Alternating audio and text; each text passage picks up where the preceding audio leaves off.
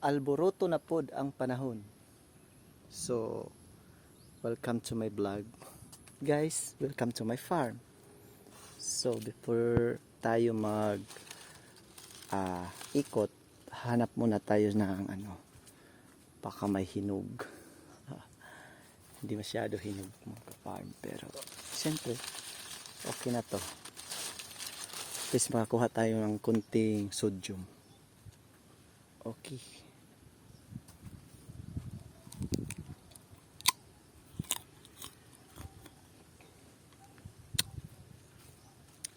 So dito tayo mga ka-farm.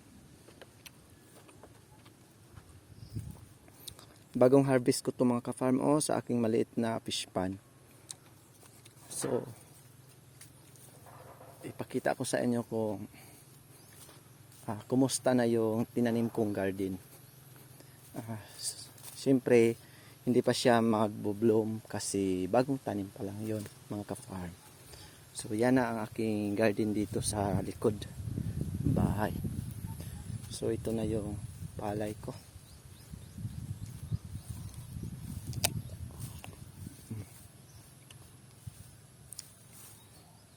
Yung ana ra akong gihimo mga ka-farm.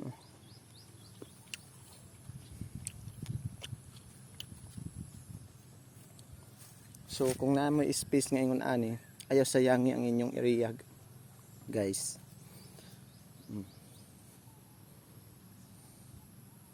Kailangan to ng abono. Yan na.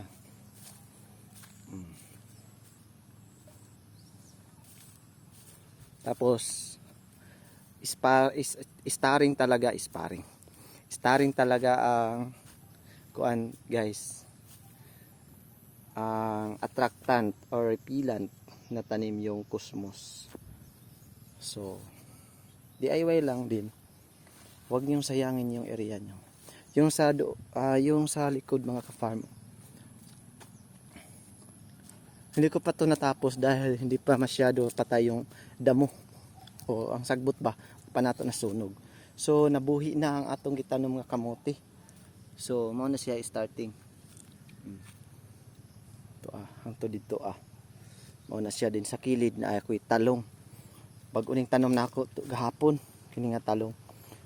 Duha ka row di sa kilid. Ang isa wa pa na ako natamnanan pa na siya nga batong. So yung ana lang mga DIY lang ang pamaagi nato ba.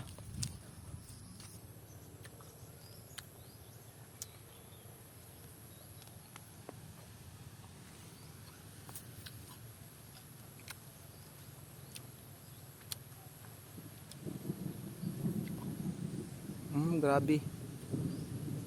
Kada hapon na lang ni guys. Tapos dami ng hinog. Grabe. Dami ng bunga. Yung ani din sila ang mulberry. So karon pa ko nakahibalo nga diha na siya mo patunghag bunga. Kung pruningan, itrimingan nato sila. So tan-awa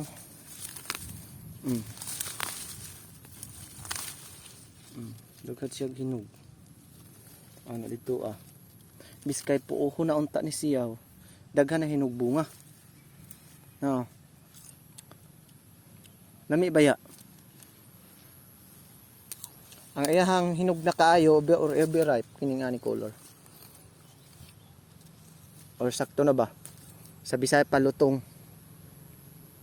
Ngayon ani.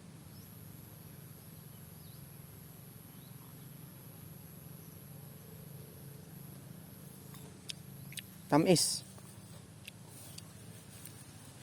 So yung anak ra garay kagwang. So anhita diri sa unahan.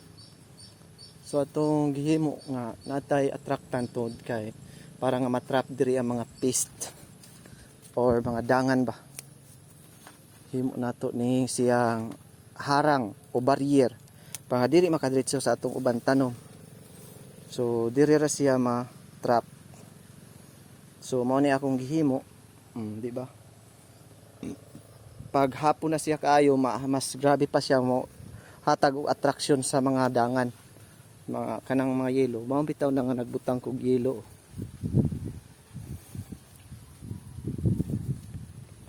Kini mas padaghanon pa jud nako ni siya kay mao gyud ni siya importante sa magtanom ka para di kay ka magsig-spray. Para nga instead pa tuwa pa ingon sa imuha ang kuan, sa imong tanom ang mga dangan na sila diri nakatapok ra. So diha ra sila mangitlog. Ang ilang meeting area naa dito sa gitawag nga bulak or katong kuan ba attractant. So natan sa PI or panicle initiation na ang humay. Guys, medyo hapon naman kay mamahog pa kog ilaga dito sa isa ka area. So ako lang sani ipakita sa inyo diri. Charot. So thank you so much sa inyong support. Kana dayon kahoy diha sa kuan na ang luyo ana ako na siyang pispan kana siya nga kahoy pero kuan na siya kanang gulay kana mo na gitawag og kadyos mukahoy man dai siya ayo mudako karon pa ko kahibalo ba. So mauna nga kanang lami ba yan na siya lami ba yan na siya. So mo to siya guys. Ano nga anhin na punta diri mo rikudo kay nakuwangan ko sa akong gikuha nga bayabas daghag bunga. So ugma harvest na gid siya. Aray.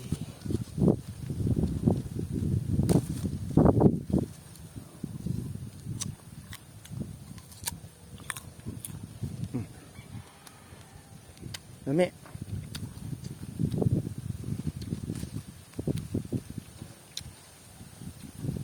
May napansin ninyo nga yellowish kuan na ang daanan dito sa sagbot.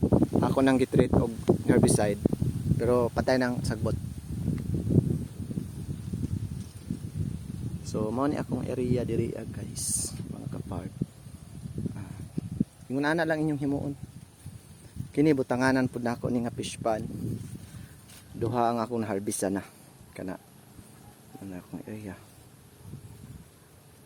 Ito ay mo pang tanaw og gasto kay gastos gud kayo pero makabawi gud siya.